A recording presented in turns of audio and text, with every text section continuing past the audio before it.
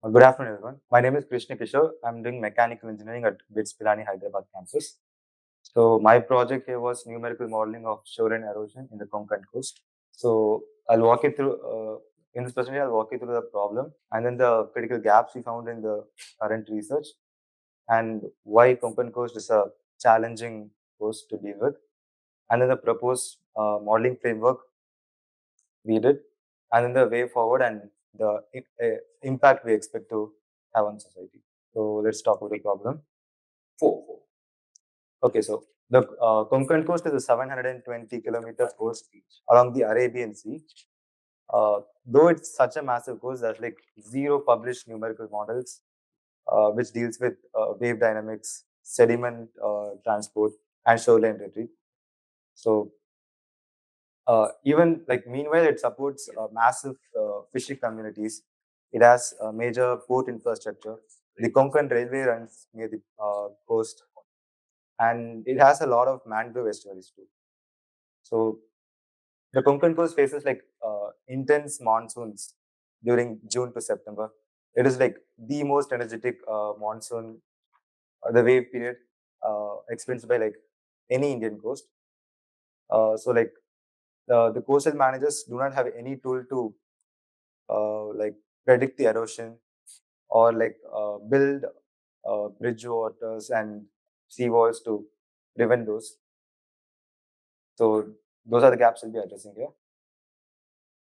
These are the main four gaps. As I said, there's no like proper calibrated model. There's only like remote sensing data available on current research. And number two, there's no wave monitoring network, unlike Europe or North America. So we have to rely only on global reanalysis data from ERA 5 or WaveWatch 3. There's no proper local data. And number three, there's no spatially continuous hazard map classifying the zone into low erosion, medium erosion, high erosion zones, which is needed for, which is like necessary for land use planning. And number four, the southwest monsoon. As I told before, it experiences the most energetic wave period Indian coastline experiences. The southwest monsoon, like uh, along the monsoon, the waves like are not unidirectional; they are bidirectional. They turn by 180 degrees, basically. So you have to consider all these gaps. This will be our approach in solving this. So before we model the coastline, we should first of all understand the coastline. The Konkan coast has like three major characteristics. The first is the wave climate. As I told before, like it experiences huge waves of 2 to 4 meters, extending 10 to 16 seconds during the southwest monsoon. And number two, the morphology. The Konkan coast is not just an uniform sandy beach. It has a lot of rocky headlands. It has narrow beach pockets, which are like 20 to 80 meters. And it also has a lot of estuarine embayments. So like it makes it very complex to predict the wave shore behavior. And number three, sediment dynamics. Seasonal rivers called nullas, like they run only during the monsoon. Say they dump a lot of sediment during monsoons, and they run dry during the rest of the year. So like any model that fails to like address these three characteristics will fail on the course. So this is our proposed framework. So first we'll be collecting data from Sentinel-2 satellite, and we'll be modeling that on QGIS. And number two, we'll be collecting the wave climate hindcast data from ERA 5 and WaveWatch 3. And number three, we'll be collecting the bathymetry data and topography data from GEPCO and NHO charts. And number four is the engineering core, where we'll be modeling the sediment transport and shoreline retreat on Mike Zero suit, which has like lit line and lit drift to model these. And finally, we'll be making a hazard zone map, which categorizes the area coast into low erosion, medium, and high erosion zones. So this is the whole shoreline we've taken. This consists almost like 7 to 80 kilometers from Ratnagiri to Vijaydurg. Because like you can't be modeling 720 kilometers at a time. We like divided into parts. And this is the expected final result, which is not yet made. The dark purple shows like it's a high erosion zone, and as it gets lighter, it's a low erosion zone. And these are the tools and data sources we are using. So for modeling, we'll be using lit drift and lit line from Mike Zero. And like uh, we've been facing like licensing issues, so actually switching to X Beach on that. And the near shore wave transformation will be done on Mike 21 spectral wave.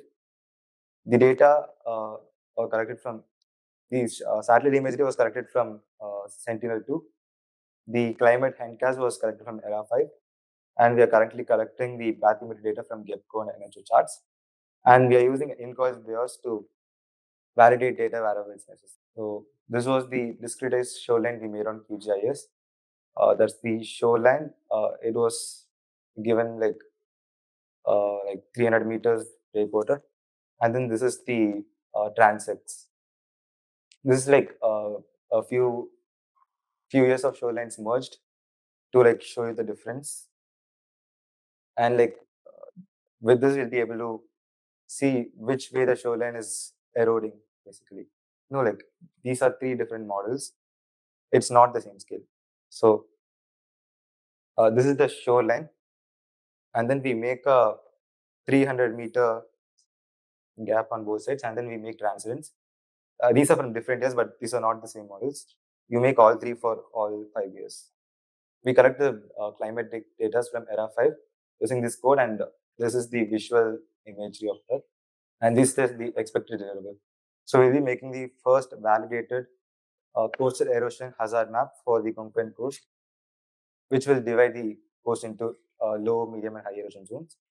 This will help you in decision support. Like you can evaluate how the sea walls or breakwaters perform before building them. This was actually a problem in Tamil Nadu. And then hazard zoning, like I said, it'll be useful for land use planning. And number 3, scenario planning. Coastal managers can like predict how this shoreline is going to retreat or the sea level is going to change before it happens. And this is the way forward. So we've acquired satellite imagery and modeled them on QGIS. And then we've compiled the waveset data. Right now we are setting up the Mike Zero environment to model the everything. And finally, we'll be delivering the hazard map with proper validation. So like this framework is not necessarily just meant for Konkan coast. It is applicable for like any coast with data scarcity in the tropical waters. There. Thank you.